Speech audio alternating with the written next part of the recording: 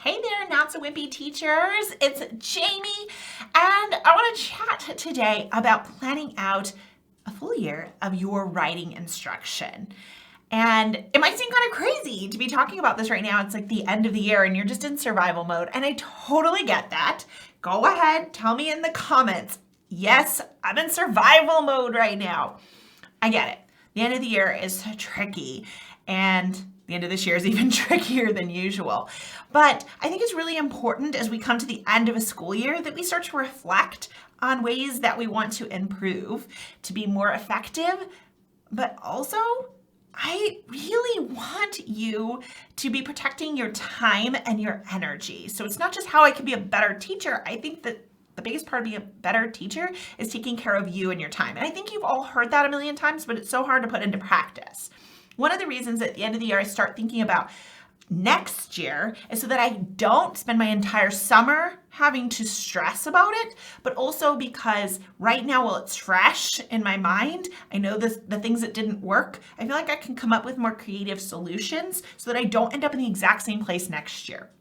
And so I often found that writing was something I wasn't pre-planning for the year. And I don't know if you can relate. Just tell me in the comments. I relate. But every week I was writing those lesson plans last minute. I'm a Sunday lesson planner because I would be really last minute. I didn't have a good system or routine. So I'm Sunday lesson planning. And I'm like, oh, I need something for writing this week. So I go into Pinterest or TPT, searching for a writing project or a creativity or a prompt or something to carry me through the week. And that's really what I would do every single week. Can anyone relate to that? So every week's a different project or prompt. We're all over the place. One week I'm like, oh yeah, you know what? We will write about what we did over the summer. And the next week I'm like, hey, let's write about something we learned in science. And the next week I'm like, hey, let's write something related to the story I just read. And so every week was totally different. We were all over the place, but I was always having to come up with a new plan.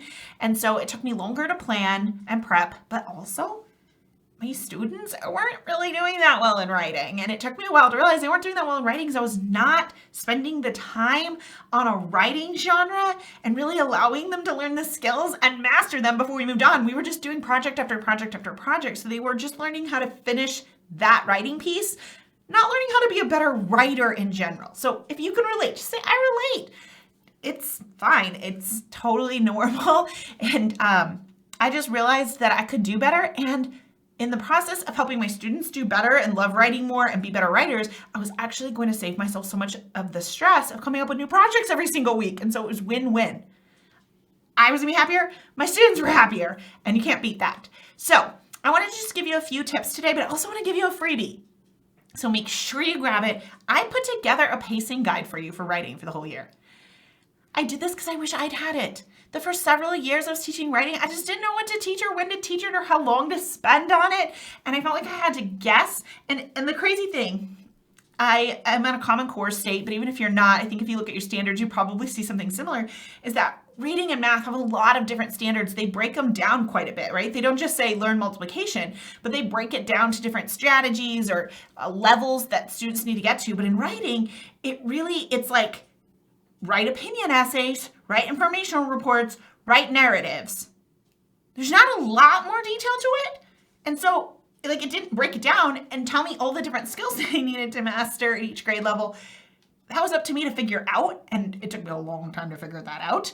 So I wish I'd had a pacing guide that just mapped out all of the things I needed to learn and broke it down into small pieces for me because that was hard for me to know how to do. So I did that for you. I don't want you to have to figure that out on your own either. I have a pacing guide for you. It's free. I want to make sure you grab it. Okay, a couple of tips for you that I learned along the way that made massive impact and that you might want to consider implementing next year in your classroom to help your writers get more excited about writing and to make things easier on you. All right, first and foremost, spend more time on a writing genre. Teach it in units of study. So let me chat about what I mean by this for a moment. When I first started teaching math, I used a curriculum that didn't really have units of study for math. And so one lesson we were teaching a multiplication strategy, and the next lesson we were doing some geometry, and the next lesson we're doing two-step word problems, and the next lesson we came back to another multiplication strategy. So we were all over the place. And it was so hard. It was hard for me as a teacher because I would get out all my multiplication manipulatives and get in that mode, but we were doing geometry and I had to get out different things. But it was really hard on my students. They just were introduced to a strategy and then they didn't see it again for days, sometimes weeks. And that was just really hard. So later years, we got curriculum that really taught it in units. So we would spend a few weeks learning some multiplication strategies, practicing them over and over again. And then we might do a geometry unit, we might do a fraction unit, but we would spend weeks usually on each of these units. And so my students, even if they didn't master every strategy, all of my students could master some of the strategies and they started doing better in math. Well, I thought, why don't I do the same with writing? Why am I going back and forth all of the time trying to teach different genres and not giving them enough time to master it? And that was just really eye-opening to me. What worked for me in math could probably help me and my students in writing too. And so I started teaching more of units of study. So I teach 4 writing units during the year. Only 4.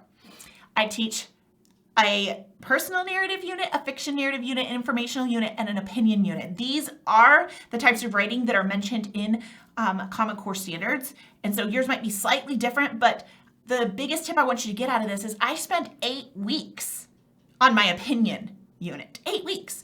During those 8 weeks, we're doing nothing but opinion writing, which gives my students so much time to learn the different strategies for opinion writing and start using them and getting more confident with them. It's not just me throwing them out there, they use it once and we move on. They're not gonna remember that kind of stuff.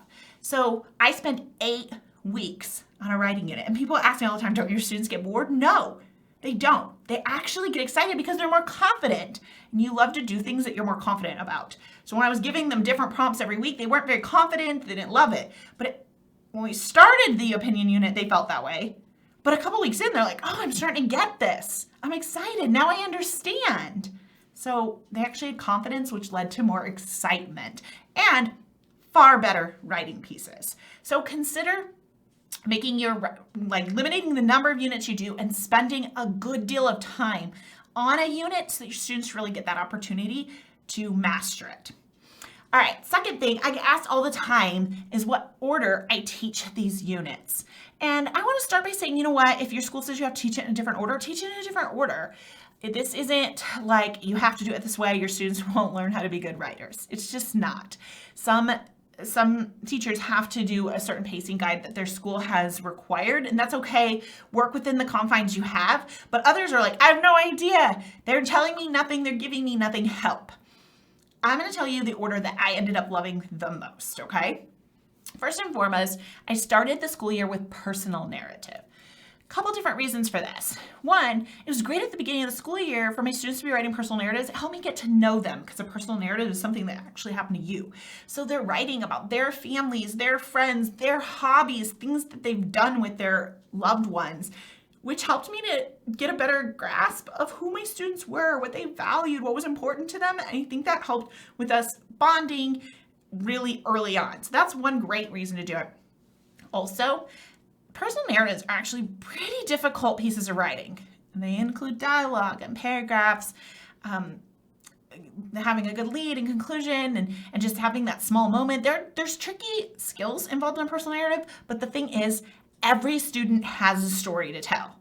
Every student can write about last night or something that happened this morning. Every student can write about the first day of school. Every student could write about how they met their best friend. I don't tell them what to write about, but I just know that every student has a story. They might not think it's important enough to write about, and that's my job as a teacher, to inspire them and show them that it is. Their story is enough to write about, but they already know their story. They don't have to do any research. We haven't really learned research yet. It's the beginning of the year. We don't have to do research. They have their story. They know what happened. We just have to teach them to get it on the paper. So that's why I like to start with personal narrative. The second unit I do is informational.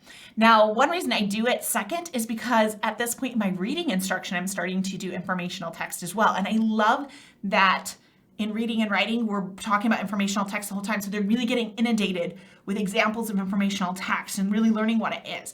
Also, I want to do this somewhat early in the year. That way we can write informational, like short informational reports in science and social studies throughout the year. And I also think it helps their reading comprehension, that they're writing informational too. It just goes well. The third unit I do is opinion. My students love opinion.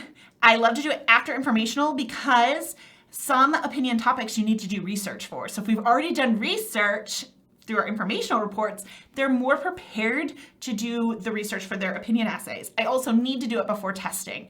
And so it works really well right there. In fact, I have found opinion to be more common in our tests. So I actually love that I'm doing it right before testing. It's very fresh.